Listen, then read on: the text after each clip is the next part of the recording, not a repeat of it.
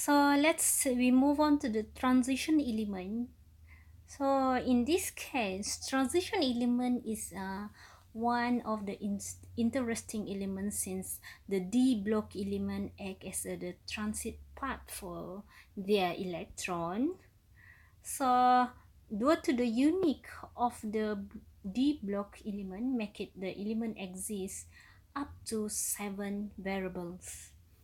What is the transition element? It's located at the corner part of the periodic table, and the transition element, the block element, can form one or more stable ion with incomplete filled d orbital. There's the transition for the electron in the d block element. So let's say scandium has no electron, zinc has full 3D subshell. Okay, when we are looking to electron configuration, there are certain part of the element have their special character. Like chromium have field 3D subshell, make it more stable uh, compared to the others. And in chromium, copper, sorry, completely fill 3D subshell is more stable, and zinc not considered as a transition element, but still in the part of d block element. So when we are looking to the oxidation state in a compound, you can see here mangan is one of the most variable oxidation state in compare to others. This one is increasing in the maximum oxidation number, this one is decreasing in the maximum oxidation number. At the middle is mangan.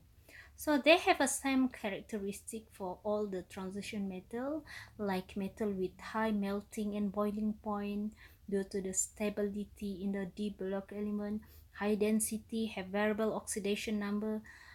Due to the variable oxidation number, make it the transition element have a colored ion.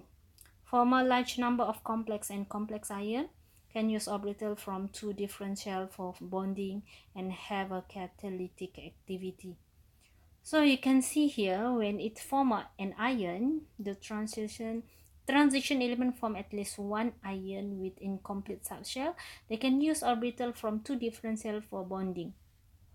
So from the element, you can see the 4s, when it become a charge, the force electron in the 4s will remove first. Same goes to the concept of filling in it 3D subshell incomplete. So usually the compound like chromium will form a chromium 3 positive, mangan 2 positive, and so on. So when you are looking to the chemical and physical properties, you can see the chemical properties for the element is they have a variable oxidation. Gonna look to the first ionization energy, form a large complex ion due to the d block element. And physical properties, you are looking to atomic radii, the melting point, and first we are looking to the first ionization energy. There's a little change in the first ionization energy of transition element from titanium to copper because of the atomic radii remain almost constant. So the ionization energy is more stable, and the attractive force on the outer electron and remain almost constant. So because of we are looking for the same shell. Let's say this one is 3D block element. We are gonna talk in the block D part. Compare with the others, they are looking to the P, looking to the S, which is the different new shell. But in the D block element, only looking for the same shell. So let's say this one is titanium, is let's say 1 electron, and then vanadium 1 2 3 4 5, there's 2 electron here. So the first ionization energy is not really large different, between vanadium and titanium. So the ionization energy is almost constant. Okay, for the summary, for all the review that we are looking in a previous, we can conclude that shielding is constant across the period. Across the period, the atomic radii will decrease and electron decrease,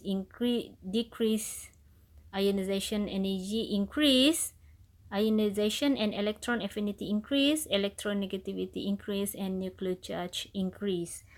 For Dunning the group, nuclear charge increase, shielding increase, atomic radii increase, ionic size increase, and ionization and electron affinity will decrease. Electronegativity will decrease.